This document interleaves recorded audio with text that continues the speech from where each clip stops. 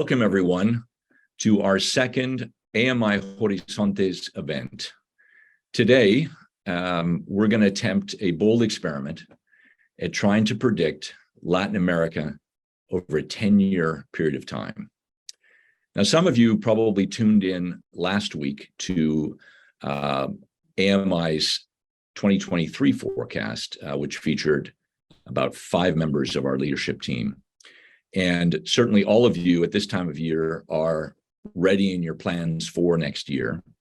But some of you are also looking further forward ahead, whether you're in the midst of a strategic planning process, or you are planning for the launch and future success of new products and services, or you're looking forward at investment plans in the region. Some of these projects require 10 to 20-year outlooks in terms of trying to predict the returns on your investment.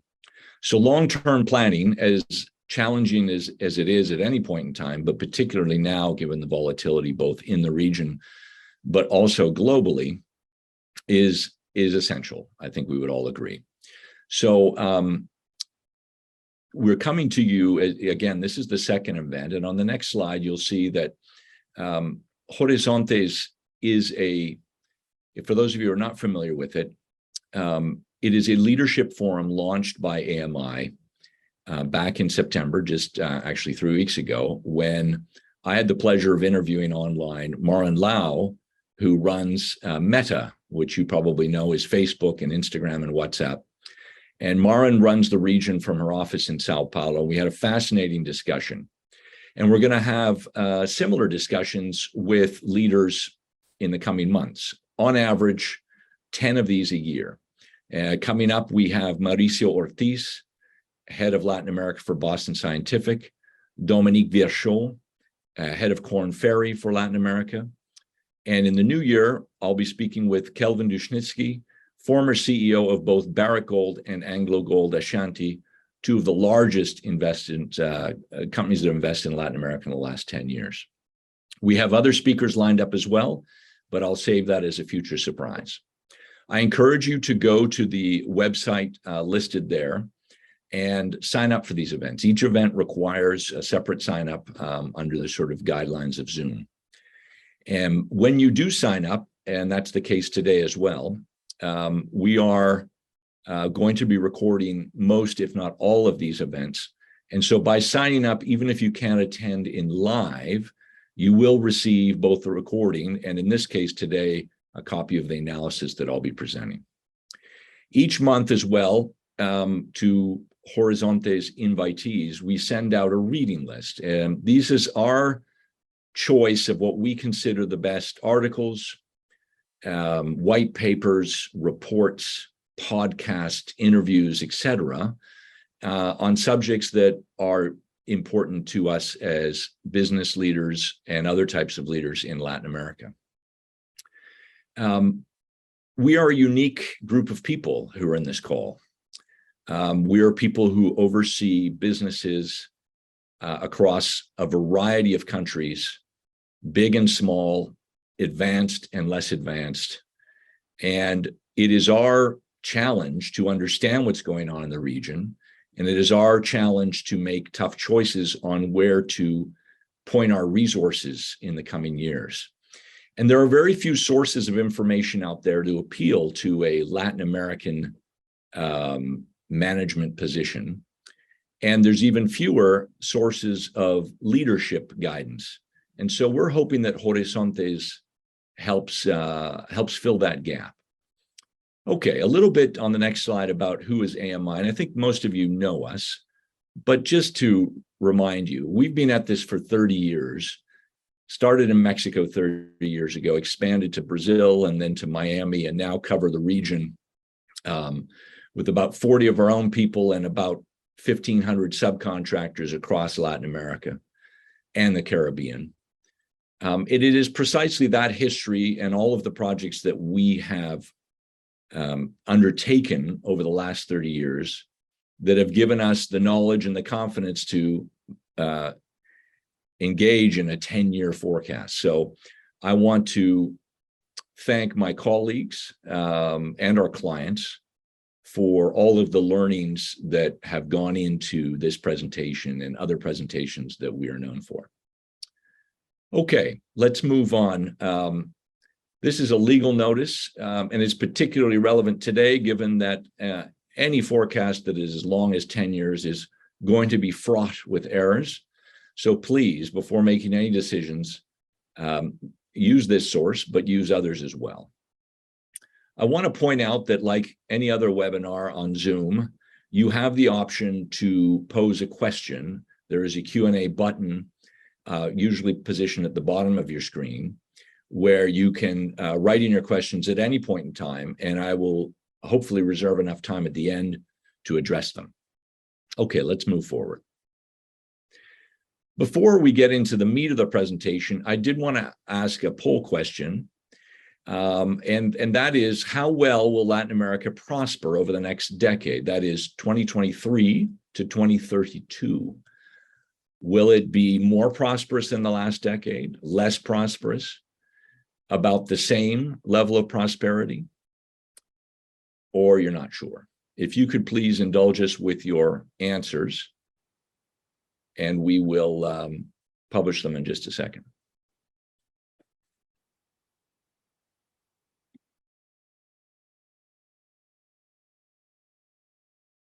I want to point out that Abel Delgado, who's assisting today and who is our digital marketing director, has posted in the chat mode the link that enables you to go to the registration page and register for those events.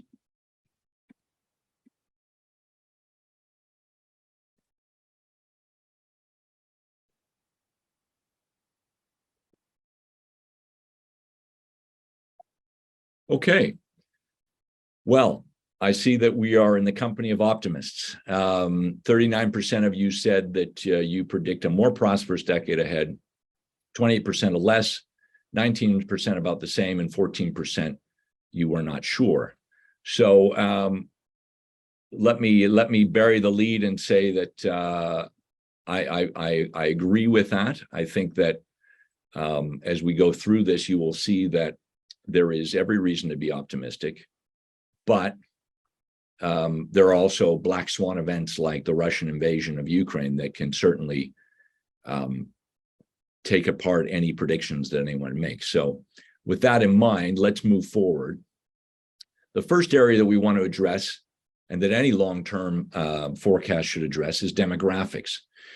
Now, there's a very interesting tendency around the world that as we move from the countryside, where most of us worked as farmers at some point in time, to the city, we go through the very rational decision of, when we're in the countryside and working on a farm, children are free labor.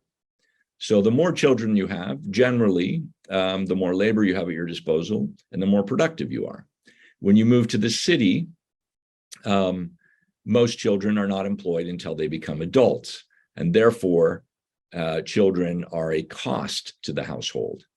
And with the opportunity for both men and women to work in the city more readily than in the countryside, it means that particularly for women, the choice of childbearing versus working becomes a very serious trade-off. So all around the world, as societies urbanize, their fertility levels drop. They have fewer children. And in the United States, the average household went from 4 children to 2 over the course of about 50 years. In Latin America, this was achieved in much less time. So Latin America today is not the oldest society on earth, but it is the fastest aging. And on the right, you'll see that over the course of 40 years, from 2010 to 2050, the change in median age is pretty dramatic in Latin American countries, as high or higher than China, which is well documented for being an aging society. You'll see towards the bottom, US and Germany. Today, they're older than Latin American societies, but 30 years from now, they'll be younger than most Latin American societies. And the reason is because of immigration. They attract immigrants. And the DR and Argentina, which also attract immigrants, will be aging at a lesser pace than, say, Brazil and Cuba, which do not attract many immigrants, at least not in recent years. Okay. Now let's move forward. Consumption. This demographic, we are in about 2/3 of the way through or maybe 60% of the way through what I call a demographic-driven consumption boom. Again, going back to the household example. In the olden days, we had, not that long ago, we had 4 kids in the household, which usually meant there was only one adult who was earning money. The other adult had to look after those kids. To today's household, average household in Latin America, 2 children, which allows for 2 adults or more to be working in a typical household. That's twice as much income. That's less costs in terms of housing, clothing, food, etc. Much more money to spend on disposable or discretionary items. Not only that, but because of economic reforms, good central bank policies, etc., we are able to bring down the cost of money in Latin America in recent years and extend credit to a much wider population. The combination of those 2 factors has created this consumption boom. Now, there have been rough patches along the way, but the trend is steady.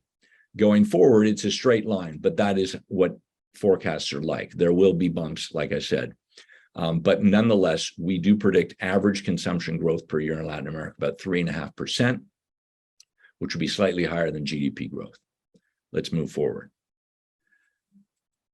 What changes is what we spend money on, and that has to do with different stages of life.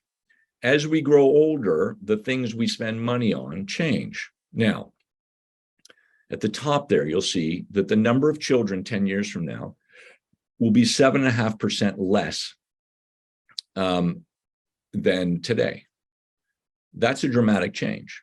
That means that if you're in the business of selling children's clothing or baby food or diapers, your business is in trouble. Elementary schools will begin to be closed. At the other end of the extreme, the population of the very elderly, 80 to 100 plus years of age, is going to grow by over 50%. Therefore, given that we spend the vast amount of our medical expenses in the last years of our lives, hospital care expenditures will go up. Old age homes, which are growing for several reasons in Latin America, including demographics, will explode. And end-of-life expenditures will also increase dramatically. In the middle, we are changing as consumers. When we become adults and we get our first jobs, we begin to save money. And once we are eligible for credit, we begin to make big purchases, like cars, and maybe a first home, or at least renting a home and buying furniture and white goods like fridges and stoves, etc. We bulk up on products in those early years, in the first from age 20 to 35. We accumulate a lot of stuff. But once we have that stuff, we don't need a new fridge more than, say, once every 10 years. We don't need a new car, say, than once every 10 years. So we begin to spend money on services. And that's where Latin America's bulk of its, or a greater propensity of its spending will be from a consumer standpoint over the next 10 years on services. Let's go forward. Now, declining fertility, a lot of people still cling to this idea that poor families still have 6 or 7 children and wealthy families have 1 or 2. Well, that's no longer the case. On average, it's 2. And in fact, the very wealthy in Latin America have the largest families today. The working poor and the middle class have greatly reduced the number of children. So this is a pattern that's been in place now for a long time, for at least 20 years, as we've steadily declined. And what it has meant is that there is an increasing scarcity amongst the working classes in Latin America, that scarcity has led to the rise of wages. Now, people have said, oh, it's good economics. That's why we're shrinking the disparity of incomes in Latin America over the last 25 years. No, it's about demographics. And although there was a major step back during COVID when the working poor, most of whom work informally, were ordered to stay home and not work, and therefore not earn anything, that was a major step back. But that will correct. That will correct within a couple of years, and we will continue our path towards greater equality as the scarcity of the working classes provides upward pressure on their wages. We'll see even more women join the workforce out of necessity, and we'll see elderly, because of higher inflation generally worldwide, staying in the workforce because they'll be enticed to do so. Okay, let's move forward. Now, another interesting phenomena is the decline of religiosity. Now, some of these people have left Catholicism and converted to other forms of Christianity, but they're small numbers. Most people have abandoned Catholicism, have either become agnostic or, dare I say, atheist. They do not go to churches often. In fact, the average Mexican goes to church half as frequently as the average American, which is a statistic that would surprise many people. But with less church in your life, there's less pressure on you to conform to the church norms. The same goes for households. Few of us live with our parents because we're marrying at a later age, and therefore we move out as young adults and live without our parents for often a decade before we start our own families.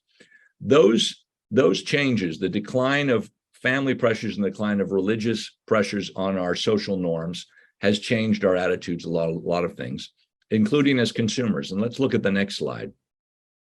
If we compare the average household in 1990 versus the average household 10 years from now, or 8 years from now, we see a smaller household, growing much on average older, with much more disposable income, with more toys, with much greater access to credit. We see the power of the individual driving our purchase decisions, less so than, say, the power of conformity. Much more demanding consumers, and driven as much by value and convenience as they are by low prices. Getting their information not from a very consolidated source of media, but from the internet, from a wide source of media, including social media. So this is a very different consumer than what many of us were trained as marketers to attend to when we were in college years ago. Let's move forward.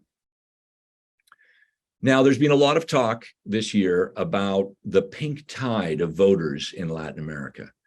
Well, I call poppycock on that. I've never heard such rubbish before in my life. First of all, the notion that a Brazilian gives a damn what's going on in Chile and Colombia when he goes to the polls. The fact is that politics is local, always has been, always will be. Secondly, we've seen as much movement to the right in the politics at the voter urns as we have seen to the left. What we have seen is a wholesale rejection of the incumbent powers in Latin America, particularly the establishment parties. Why? Because they truly messed up COVID. Not only were their lockdowns exceedingly severe and disproportionately punishing of the poor, but the levels of corruption as they expanded their spending was record. The malfeasance of leadership was well recorded, and people are angry. And so when you're angry, you vote for change. And if the left government's in power, you vote for right. If the right government's in power, you vote for left. What is clear is that voters thinking about what they prefer, a market economy versus socialism, is largely unchanged over the last 30 years. Latin Americans prefer, in vast numbers, a market economy. They might not like it at all times, but they prefer it to any other option. The same goes for foreign investment. They continue to look upon foreign investment as a net positive. And this is important. We live in all but a couple of countries in Latin America in democracies. So it's how voters think that politicians will adhere to, not the other way around. Let's move forward. Latin Americans, a lot is talked about migration from Central America and Mexico into the United States, but there's just as much, if not more, migration within the region. Haitians going to the DR, Paraguayans and Bolivians going to Argentina, Peruvians going to Chile, Haitians going as far as, Venezuelans going all over the region. And the reason that they do that is because their economies are failing. often because of bad politics. But whatever the reason, they are moving in search of opportunity. And the countries that lose immigrants underperform vastly to those who attract immigrants. And as many as a quarter of Latin Americans today are willing to leave their country in pursuit of opportunity. So this is a phenomenon that's not going away, but it's another indication that people vote in favor of capitalism, in favor of market economies. Let's move forward. Let's look at some of the technology trends that are shaping our markets in Latin America. First and foremost is the smartphone revolution in Latin America. It's hard to overstate just how disruptive this has been.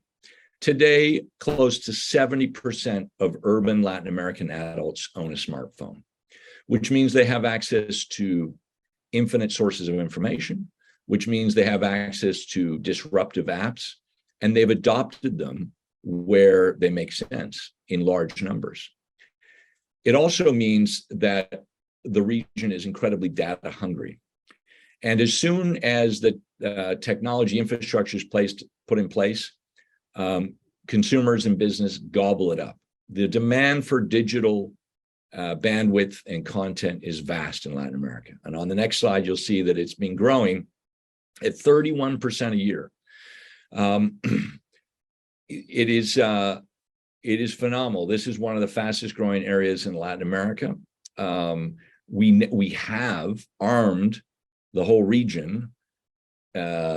Anyone with discretionary income today in Latin America has a smartphone. What they don't have necessarily is enough bandwidth and enough content to feed their appetite. And that's where there's so much growth. Moving forward. What about automobiles? Automobiles and the mobility they provide are also important forms of technology that drive productivity. You give a person a motorbike in rural northeastern Brazil, and he can travel to the next town where there's a job instead of staying idle at home. You give someone a small truck and they can deliver products. You give them a car, they can drive an Uber. So upward mobility is definitely being tied to automobile ownership. And automobile ownership in Latin America continues to grow dramatically and will outgrow dramatically countries like Germany and the United States over the next 10 years.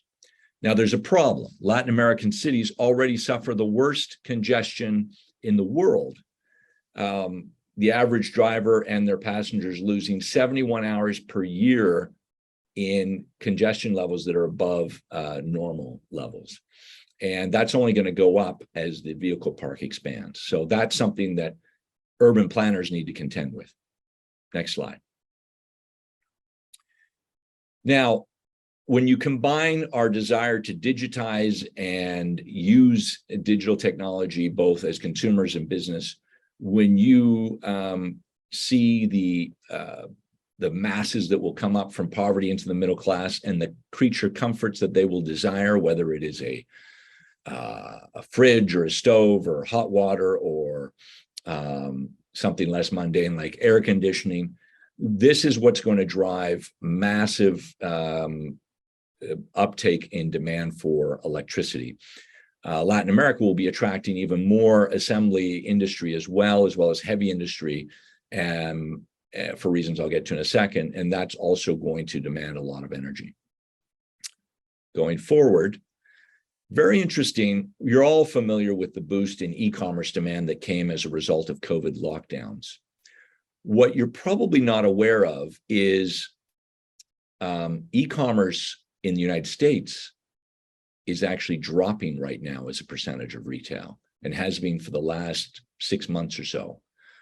Now, why is that? Well, certainly some of the purchases that were made online were done so because there were no options to buy offline, or people felt uncomfortable going to a crowded supermarket to shop, even if it was open. But the United States has by far the largest retail footprint per capita in the world, about 23 square feet per person. That is vastly bigger than the rest of the world, which averages around averages 1.5. And even in China is only 2.8. and in Latin America is 1.2 square feet. Now, what does that mean? Well, in Latin America, if you want to buy anything out of the ordinary, say fishing equipment or sports equipment, you live in a second-tier city, chances are you have to drive to a big city to buy it. When you discover that you can buy it online, and perhaps it took COVID for you to make that shift, then you realize that you no longer have to drive 4 hours to buy something like a set of golf clubs. You can order them online. And it's precisely specialty retail that was hurt first in the United States and also in China, and is now very much under attack in Latin America. And it is these trade-offs. If you don't have ready access to brick and mortar retail like you do in the United States, then as you shift to e-commerce, you don't go back for those goods. You may still go to brick and mortar to buy your groceries and clothing, but for other items, you'll stay online. And so we believe that by 2027, e-commerce as a percentage of retail in Latin America will eclipse the United States. It will still be behind China, but it will be higher than the United States, and will continue to outgrow the United States going forward, precisely because of the lack of brick and mortar retail versus the United States. Let's move forward. Now, just to sort of whet your appetite and encourage you to look into some of these technologies, these are some of the disruptive technologies that analysts predict will be arriving on the scene over the next 10 years and massifying their availability across the world. Now, some of them will be adopted readily in Latin America, for instance, carbon sequestration. These are technologies that will allow us to breathe better in our cities. And as we know, the traffic congestion, as well as industrial pollution in many of Latin America's larger cities, make them challenging places to live and certainly less than healthy places to live. So there will be massive demand for this, if not from the governments themselves, who typically don't have much, but from citizens, for people to put around their own residencies and communities. 3D printing is something that may not set up in large numbers in Latin America, but will have a negative impact on the demand for some manufacturing in Latin America if you can do it in Texas, for instance. So I just wanted to give you whet your appetite as to some of these issues and encourage you to look into them. Okay, let's move forward. Now, let's talk about globalization, because at the end of the day, Latin America is one of the most globally exposed parts of the world. Why is that? Well, Latin America and Latin Americans, if we are fortunate enough to have savings as individuals or business, we keep roughly half those savings outside of the region. Why? Because we don't have enough faith in the long-term stability of our own currencies or even the legal security of our own assets at home. And therefore, we keep as much as $7 trillion of savings outside of Latin America. That means that we have to borrow in dollars and service that debt in dollars, which means we have to generate a surplus of dollars. And we do that mostly through the production and sale and export of commodities. And so we are very much at the mercy of commodity prices and very much at the mercy of the cost of capital. Now, here is a graph of US inflation over the last 115 years. And what you will see is that inflation has not always been as low as it has been over the last 30 years.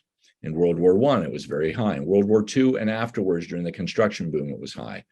As baby boomers became parents and started the biggest spending period of their own lives, that drove up inflation in the United States. And then over the last 30 years, we've had what some call Goldilocks globalization. Now, those of you who are against globalization might take offense at the term Goldilocks, but consider the following.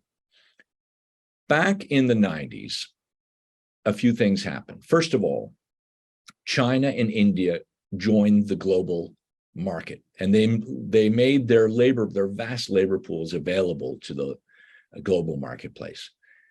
China as manufacturers, India as service providers. That drove down the cost of labor worldwide. We had, because of perestroika, Russia's state-run extractive sectors, oil and gas, metals, mining, etc., were put in private hands, received massive infusions of capital, much of it from the West, of technology from the West. And that opened up Russia as a vast supplier of raw materials to the world, which drove down initially the price of many of these minerals. And then you had the baby boomers in the United States go from being consumers to savers. As we get older in our lives and we buy all that stuff, we begin to invest. And Americans joined or started really a stock market revolution, or a stock market used to be run by a few trading firms. Now retail investors took hold of the marketplace. All of that capital brought down the cost of capital worldwide, starting in the United States. So those three combinations helped drive down inflation. Well, the baby boomers now, starting this year, the majority of them are now retired, which means they start drawing down on those savings. The cost of labor in China, because of its demographic shift, because there's not many young people joining the workforce, the cost of labor in China is going up. Hence, the cost of labor is going up. And as you all know, because of sanctions and because of the war in the Ukraine, there's been massive supply shock changes to the availability of Russian natural resources, which has driven up their prices. These are all things that are not just temporary, but long-term changes. And we are going to be looking at higher inflation going forward, which means higher interest rates. Let's move to the next slide. As I mentioned, the cost of labor in China has been steadily growing really over the last 14 years. Now, a lot of media made the story that it was Trump and Trump's antagonism to China that drove companies out of China. The fact is that manufacturers, most people that source resources and manufacturers, don't pay that much attention to politics. Otherwise, we wouldn't have sweatshops in some of the countries that we do. The reality is that the cost of labor in China has been steadily growing. First of all, they're a highly educated workforce that doesn't want to be working in factories. And secondly, the availability of people has been shrinking as their fertility rate plummeted. And so now the variable cost of labor in China is much higher than Mexico or Central America. Now, there are still huge, vast factories in China because the cost of building a factory is a huge sunk cost. And therefore, they can tolerate an increase in variable costs. But if you're starting a new factory, you won't start it in China. You'll start it somewhere else, maybe South Asia or Southeast Asia or Mexico or Central America. This is advantageous, generally speaking, for the northern half of Latin America. Let's move forward. Now, there are two regions of the world that import 90% of the traded energy: Europe and South and East Asia.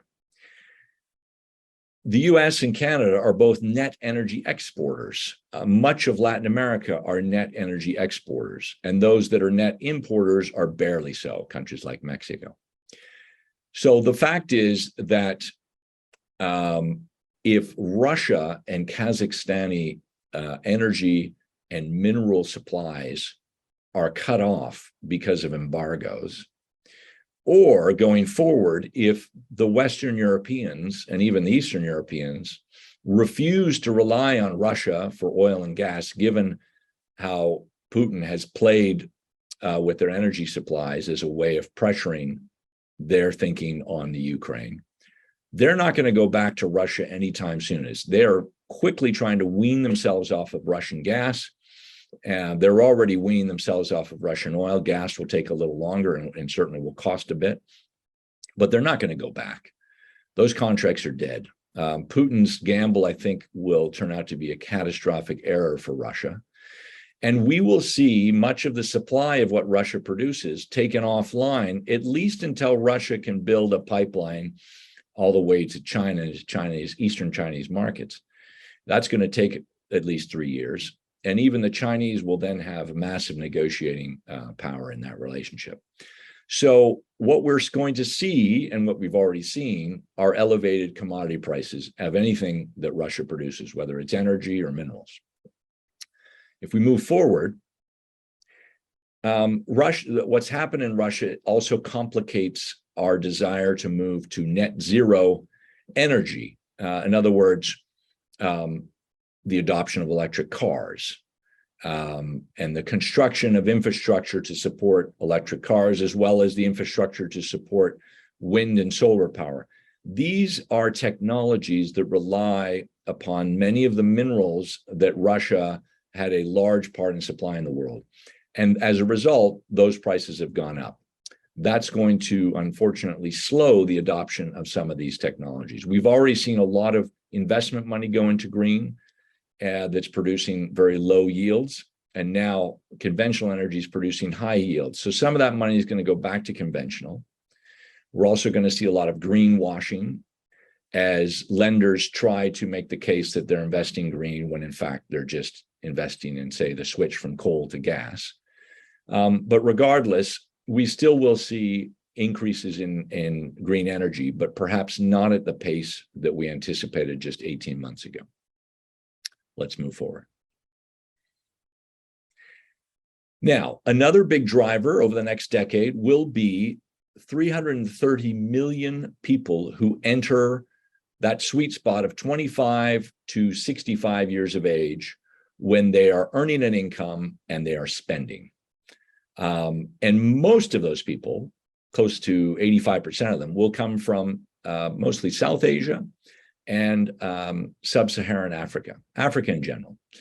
And these people, given their sort of frontier lower income levels, will spend a disproportionate amount of their monies on food, consumer packaged goods, things for their children, basic housing, education.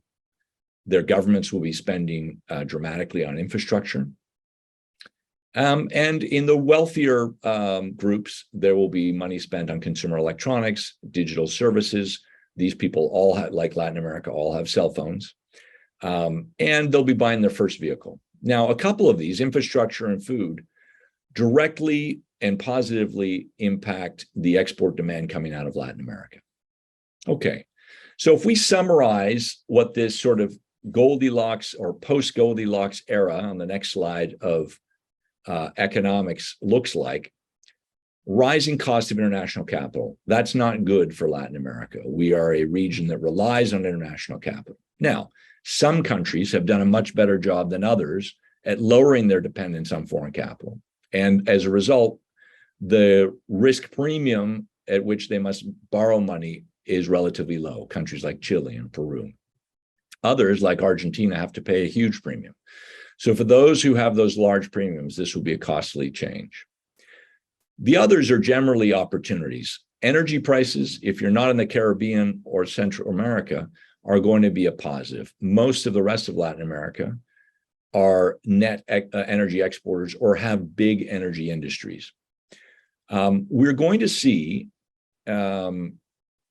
just like the Japanese who went through a similar demographic shift in the past, and who are net importers of energy, what we saw out of Japan over the last 50 years was strong investment around the world in factories to ensure that their products could still be made because their own populations were shrinking, and ensure access to markets.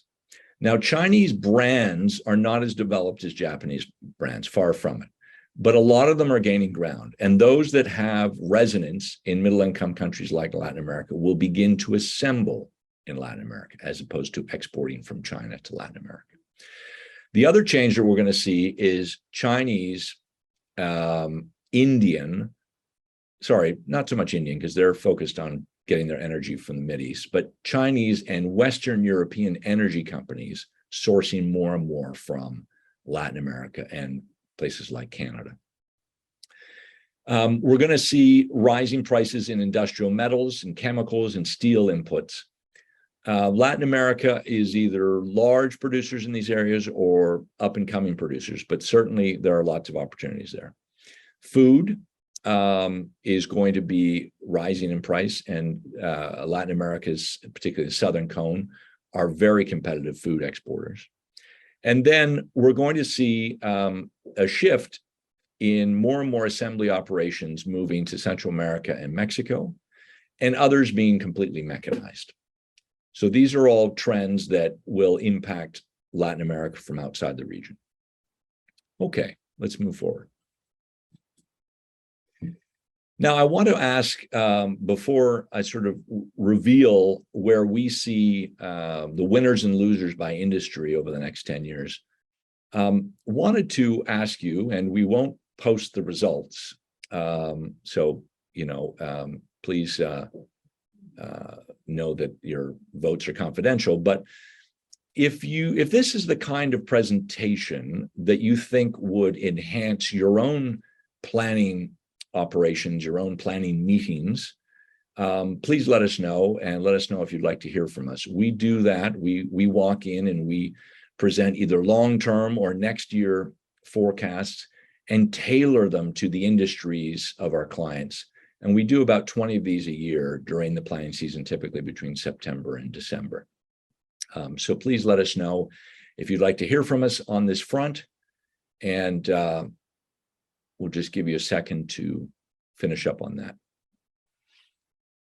Again, I encourage you to post any questions in the Q&A.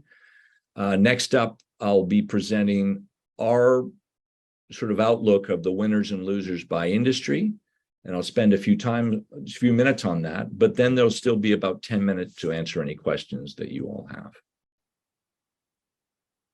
Okay, Abel, you think that's, have we gotten enough responses? Okay, so given all that I've said thus far, let's look at where we see opportunities by industry in the region on the next slide. Okay, this is a very busy slide. Let me piece it together. On the right are industries that we predict will grow quickly. On the left are industries that will grow negatively. In the middle, they go from negative to high growth, left to right. And on the top, we have consumer-facing industries. In the middle, we have sort of B2B industries and services. And then the bottom, we have extractive or natural resources. So let me begin with consumers. First of all, as I pointed out, we have armed 600 million Latin Americans with smartphones. Many of them are still underutilized, either because the bandwidth in which they operate is too narrow, or they're still unaware of all of the apps that they could use. But rest assured, the appetite for content, whether it is entertainment, training, online education, gaming, is vast, and it is still underserved by virtue of the need for greater bandwidth. So for those who sell the technology, the digital infrastructure and equipment to serve that demand, their own equipment will be in much demand. Elderly care. I already talked about the fact that the numbers of elderly will grow by 50% in just 10 years. This is a new phenomenon. And what's changed in Latin America is there was always a contract in a household. Oh, we've lost the slide there, Abel. There was a contract in a typical Latin American household whereby as you got old, when you retired, you moved in with your children or with one of your kids, and you gave unlimited babysitting servicing and made lots of meals. And in exchange, you were fed and given a roof over your house. Well, over the last 30 years in Latin America, we've seen the development of national pension systems. Now, some of them are being robbed, like the case of Argentina, by its government. But in a lot of countries, it has created a retirement segment that actually has money, has savings. And they don't necessarily want to give up their freedom to be full-time babysitters. And so a lot of them are staying in their own apartments or moving into smaller places. They're becoming empty nesters. And as a result, as part of that, I think that the inclination to stay at home until their dying days is also changing. And so you're seeing a demand for elderly care homes. As we get older, we start to look after ourselves better. We go to spas, we get massages, we get personal trainers, we undertake crazy diets to try to lose weight. We try to look better. So what we invest in beauty and wellness also grows as we become sort of 40-year-olds, 50-year-olds, 60-year-olds. So as the greatest growth in our societies and is in these age groups, we're going to see a lot more investment in beauty and wellness. Travel, same thing. We have more as we get older. We have taken care of the basics. Now we have more discretionary income to spend on travel. And the desire of Latin Americans to travel remains as strong as ever. Now, at the other extreme, we've talked about baby products and early education and even teen fashion suffering a downturn in demand over the next 10 years. Live entertainment, although we're happy to go back to concerts and we're happy to go back to, there is a disproportionate amount of spending on live entertainment that comes from teenagers. And so as their numbers shrink, we're certainly going to see a slowdown in the demand for live entertainment. The industry side, logistics has, ever since e-commerce exploded under COVID, logistics has become a sexy industry. And think of it this way, the amount is spent on logistics to move containers from the port to the Walmart store is so much money. But if instead those products are sent all the way to individual consumers, the amount spent on transportation logistics goes up disproportionately. So e-commerce, by virtue of the fact that we're extending supply chain to individual consumers, is what drives up the cost of logistics across the board. We're going to see a migration, particularly of heavy assembly, more and more of it to Latin America. Mexico didn't have an aerospace assembly industry 20 years ago. Today, it's vast. And if you're an assembler, not only do you have to contend with high labor costs in China, but the transportation costs, which have gone up dramatically since the end of COVID, and will come down somewhat, but will still be high by historic levels for the next few years, means that it makes a lot more sense to set up assembly in Mexico than it does in Asia if you're servicing the US market. Construction, on the one hand, in some areas, particularly commercial, industrial, should remain pretty strong, but in residential will slow. Because again, first home purchases by young adults are going to be slowing. Traditional media has been in decline now for at least 5 years and will continue, print publishing the same. Now, in the extractive sector, oil and gas is going to be in high demand.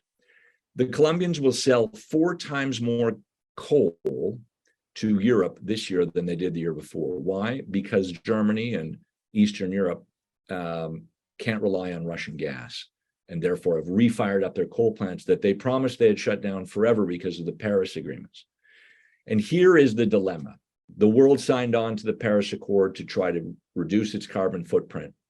But because of the dramatic interruption in supply coming out of Russia, Kazakhstan, there is a need to rely on dirtier fuels, oil and coal, in the short term. So that's having a positive impact for some Latin American exporters. Power generation, I talked about the need for much more power demand. Green energy will still grow, but perhaps at a lesser pace than we had hoped. Agri-food will be needed in even greater volumes and yields to service those 300 million new consumers entering adulthood, particularly in emerging markets. So that's our panorama of how we see industry. I want to remind everyone that you'll receive this deck and also a recording of today's presentation. And please, by all means, reach out if you have additional questions and let us know how we can help you with your own business planning and your own product development. Thank you.